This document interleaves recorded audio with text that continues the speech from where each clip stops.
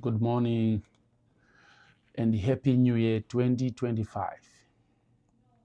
Let the new year bring peace to your homes and joy to your families. Let your purpose of creation manifest in this generation. So,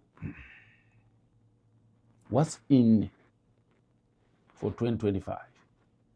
Why is 2025 very, very important? Why is year 2025 an important year? Right. So our topic today is 2025 year of atonement and receiving. 2025 is the year of At-One-Ment. Religiously people call it atonement, but from the Kabbalah it's called At-One-Ment. Three words have been joined, At-One-Ment, and the year of receiving. You should understand that we use numerology to decipher, to dig deeper into the hidden messages in these numbers. So if you add 2 plus 0 plus 2 plus 5, we get number 9. So what is important? What is very important about number 9? What are the secrets hidden in number 9? So that's why I've said our topic today is on At-One-Ment. Religiously, we call it atonement, but it's At-One-Ment. So let's start with the definition of At-One-Ment. We want to dig deeper in the chambers, in the deeper chambers of 2025. What is there in store for us in 2025? So At-One-Ment, that's the definition. At-One-Ment is the original meaning of the word atonement. It is a combination of the words at, one, and mend, and means to reconcile with yourself. In short, we're just saying atonement means the reconciliation, the oneness between your body, your mind, and your soul, for you to receive what's hidden in the year 2025. So this aligns with the Kabbalah's of embracing your unique spark of divinity, meaning that each and every individual, each and every person is born with a distinct spiritual potential that should be fully harnessed, that should be fully expressed, rather than trying to imitate someone. It's very important that we live authentically to your true self. This is the most important information that we have. So, like I've said, year 2025. Gee, what is there for us? How do you decipher such information? What are the hidden secrets? So, like I've said, 2025 is 2 plus 0 plus 2 plus 5 is equal to 9. This number plays a very significant role in many cultures, very significant role in many disciplines, very significant role in many galaxies and fields. But in numerology, 9 is associated with spiritual growth, wisdom, and completion. Now, again, let me take you closer to, I think everyone likes soccer, to what you know. In soccer, I used to play soccer, in the villages then. So in soccer, position number 9 is known as the center. Why number 9? Because we have added 2 plus 0 plus 2 plus 5, 2025, and we got number 9. So we're talking about the significance of number 9. How does it apply to you? Number 9. So that's our topic today. So I was saying, in soccer, I used to play soccer very, very well. People are afraid of me in soccer. So we have said number 9 is known as the center forward or striker. Number 9, center forward or striker. And the primary responsibility of carrying position 9 is scoring goals, i.e., that is How do you score? Sending a thunderous volley past the goalkeeper into the back of the net. That's the position number 9. So God is giving us number 9 today. We are all wearing number 9 jerseys to send a thunderous volley into the back of the net to win. That's why 2025 is 2 plus 0 plus 2 plus 5 is equal to 9. So number 9 means receiving. In soccer, you are finishing with shots.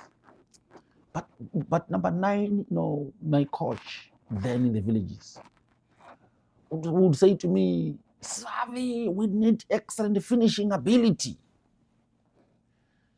You need to maneuver in a wise way, to maneuver through the defenders and sending a thunderous volley into the back of the net. That's number 9. That number 9, God has given you, God has given it to me this year, 2025.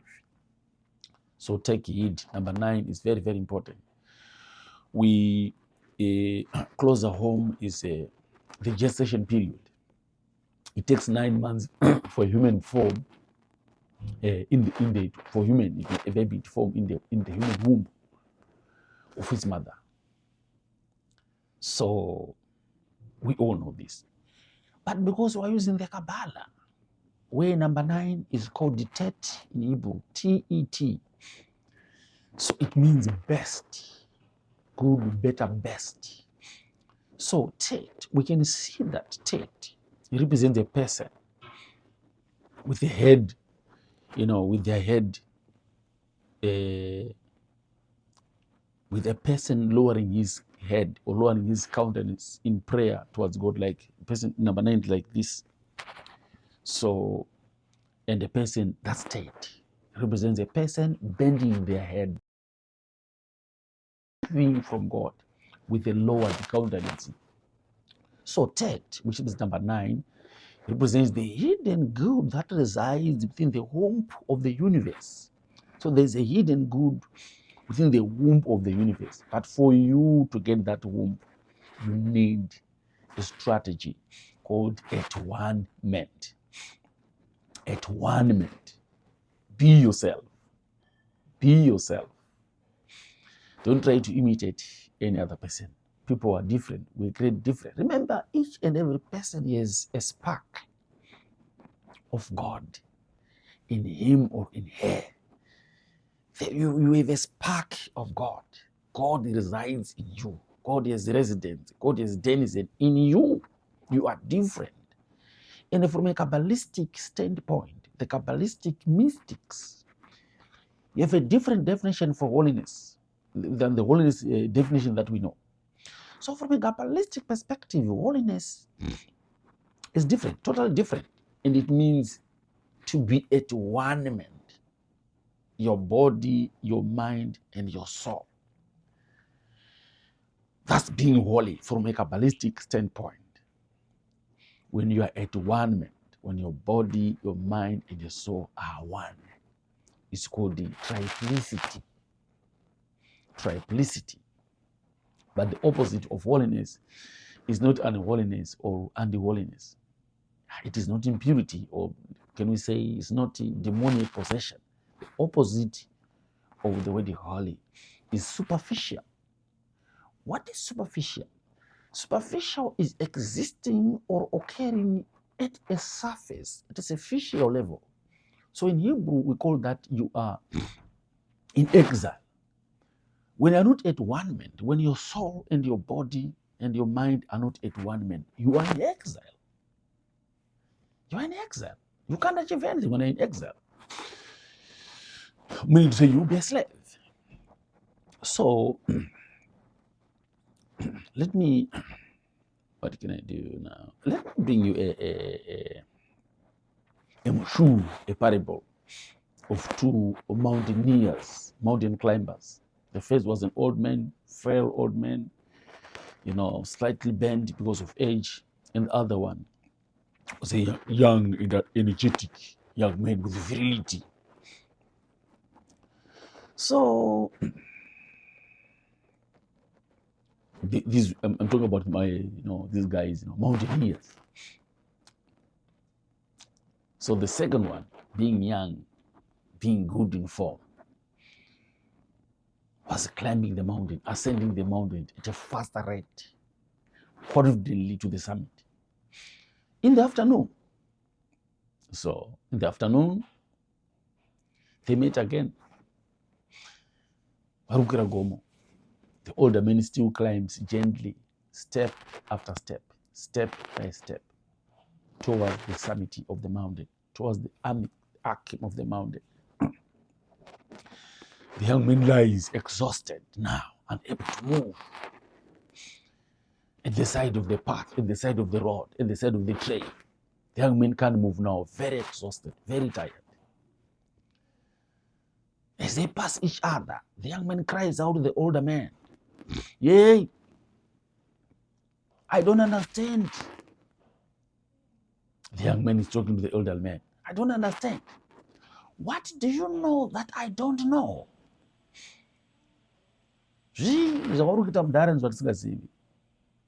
The old man responded, "The difference between you and me, the difference between us is very simple."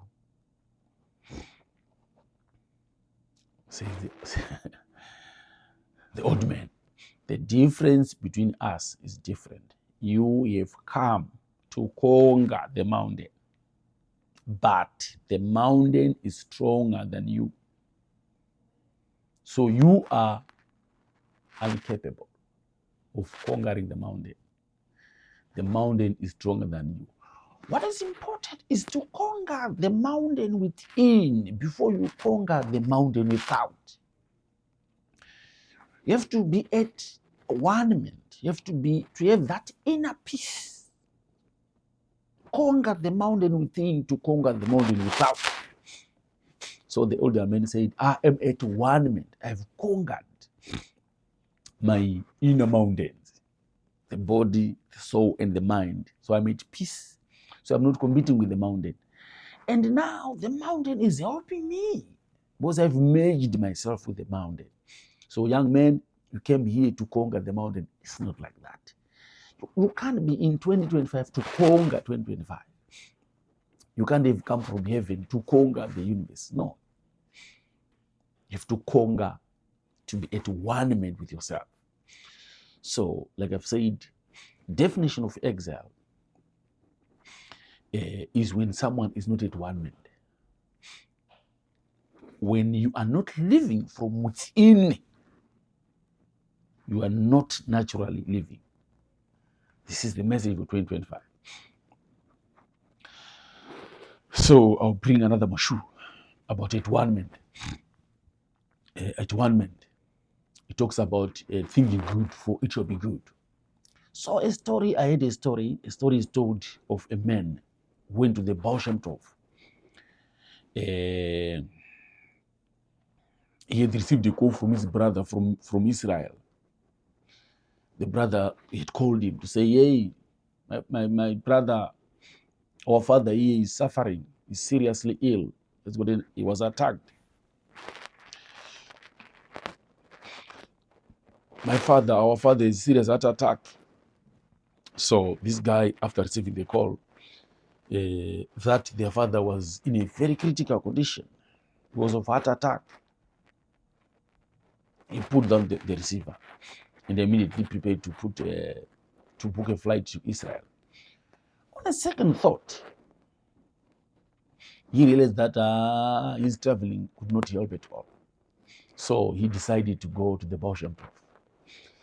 So it was early in the morning and the Baal Shem Tov was asleep. So he decided to write a letter to the rabbi, the Baal Shem Tov, asking for his holy blessings.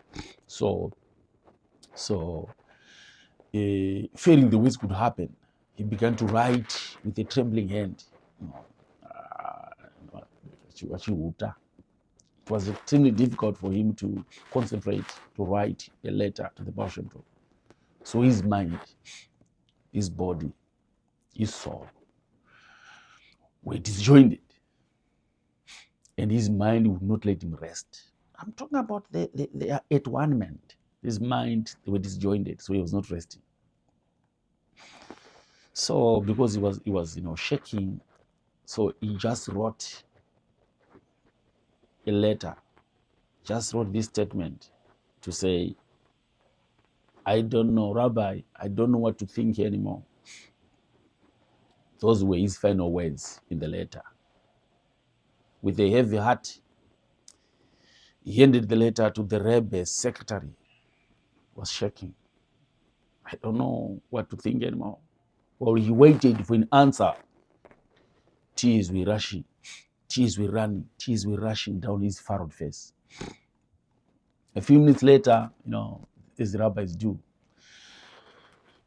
the Rev secretary handed him back the letter he was writing, or he had written. The Rebbe, the secretary, his rabbi, brought back the letter he had written before. The Rebbe had struck a line, to strike a line, to cancel, like kind of, he struck a line through the words he had written. Those words that this guy had said, I don't know what to think anymore. And the rabbi added in the margin, added his words. The rabbi said, amazing.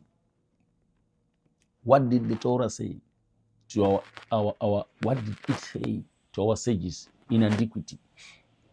What does the Torah say? What is the Torah saying today?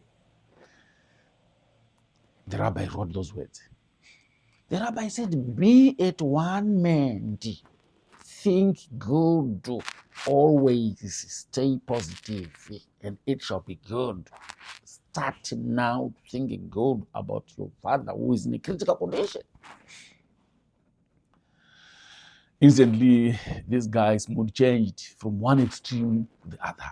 He was filled with optimism. He was filled with hope for a better future of his father. So, when after 3 days, then he called his family in Israel for the news. The news he heard was very encouraging.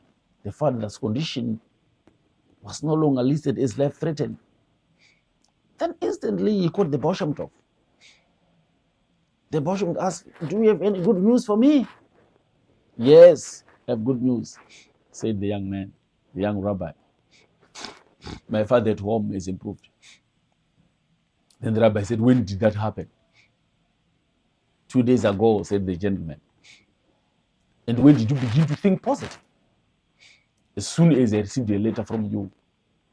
You see, said the rabbi, even though you should never have known from such things, be aware that what is very important is be At-One-Ment with yourself. Yet it being that I was a tycoon, it being that I was a scammer, you will be scammed. So, what are we learning? Being At-One-Ment is very important. On another instance, on another occasion, we are from the Hasidic movement, the adherents of the powerful Kabbalistic myth movement. Another story is told by the Baal Shem Tov again, of a girl who had run away from home to a covenant. A covenant is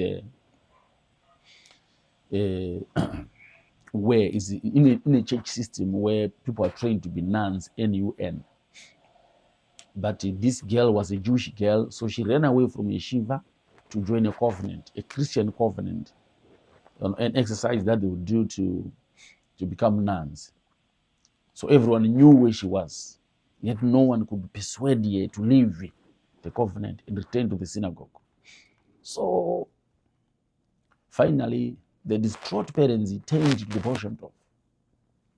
He said, Master of the good name, the Baal Shem Tov, we have a problem here. Sarah, our girl, has left Judaism. She's now practicing as a nanny. She has joined covenant. So what can you do? Just help us. It is reported that the Baal Shem Tov heard that. He said, give me time. I need to conquer the mountain within me because that will help me to conquer the mountain without. So after some time, he went and sat the Baal Shem Tov. He went and sat behind a tree, not far from the covenant, not far from the convent. Baal Shem Tov was aizenda paanogara pamuti. So near the convent, near the church.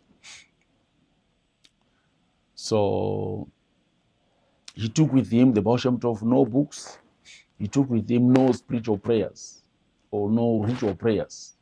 He took with him no prayer objects and nothing except the united states of the body, the mind, and the soul, BMS,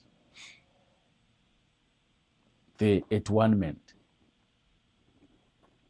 So he was sitting behind that tree, under that tree. One day goes, Sarah does not come. Another day, Sarah does not come. Another day, Sarah does not come. But one day, Sarah felt a deeper passion to find who was sitting under the tree. Who was that elderly Jew sitting under the tree, sitting behind the tree? So Sarah ran out from the covenant to see if the rabbi was sitting under the tree. They looked at each other wordlessly. But their body, mind, and the soul were glued. They spoke in spirit. And from that instant, she went back home to the synagogue, to the yeshiva. Ultimately, she then grew to be a holy woman of all the time.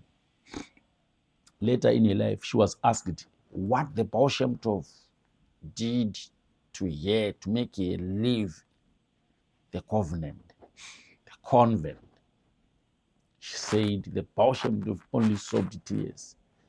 And I saw in him the At-One-Ment, the peace. He was very peaceful. And I saw an angelic visitant in him. And I sobbed tears. And I said I should go back to my religion. Then went back to Judaism. Now, so what are we saying? We are talking here about 2025, number 9. Very important year for receiving. You have given the jersey number 9.